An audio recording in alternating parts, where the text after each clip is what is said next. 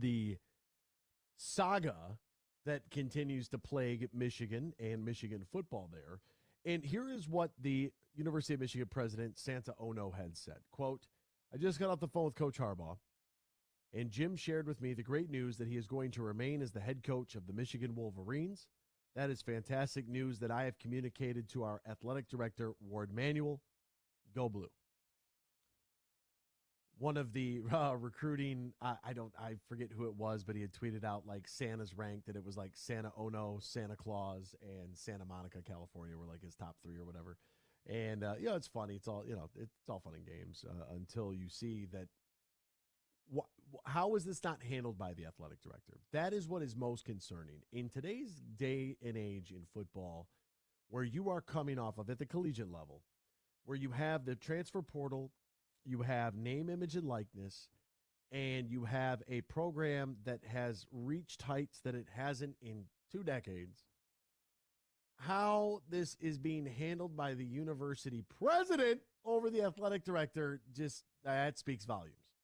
It does. Under no circumstance should the president make the hire. This is the job of the athletic department. This is a flex. And that's what I really do. That's what I think it is. I don't know if it's a flex on Ward. I don't think it is. I think it's listen, Jim, we're not doing this for another 2 weeks again. So you're telling me now or you're leaving. Oh, I don't get that at all. Oh, That's what you think? Absolutely. Dude, I think this is Santa working the deal out with Jim, and they're saying, and Jim's saying, I'm not dealing with this. I'm not going anywhere else. I think it's Santa protecting his school. Well, I think it's Santa protecting his school. I think it's also, I'm with Anthony. I think he's protecting the athletic director of, like, this has gone on, like, whatever petty little arguments you guys are having, whether it's valid or not,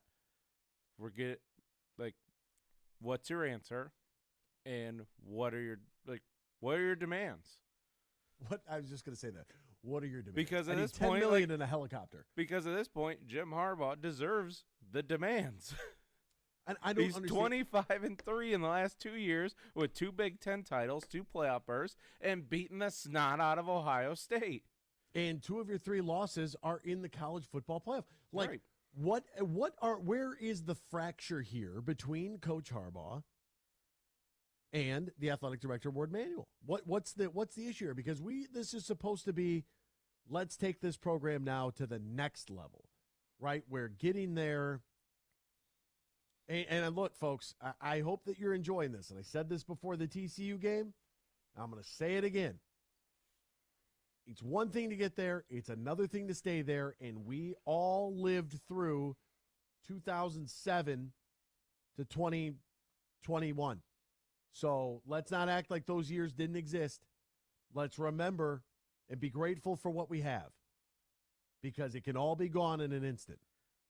Right, because I heard some fans, and this might have been my friends, like, oh, well, this person would just step in and it'd be business as usual.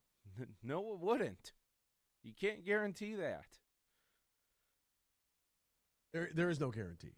And for me, personally, when I to go on about the Jim Harbaugh saga, without knowing, like, we can report, okay, he had a phone conversation with the Carolina Panthers. We can report that. I don't know what you as the listener want from me to say in regards to that, outside that the fact that I was told last year this wasn't going to happen again, and this is happening again. So if you as a fan are frustrated, I am in the same exact boat that you are. We are frustrated together because you told me that this wasn't going to happen. And then you went and did it anyways.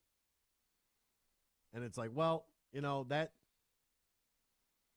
the first kind of card that, I think the first show, the first tell, if you're a poker player, was Blake Corum was going to come back.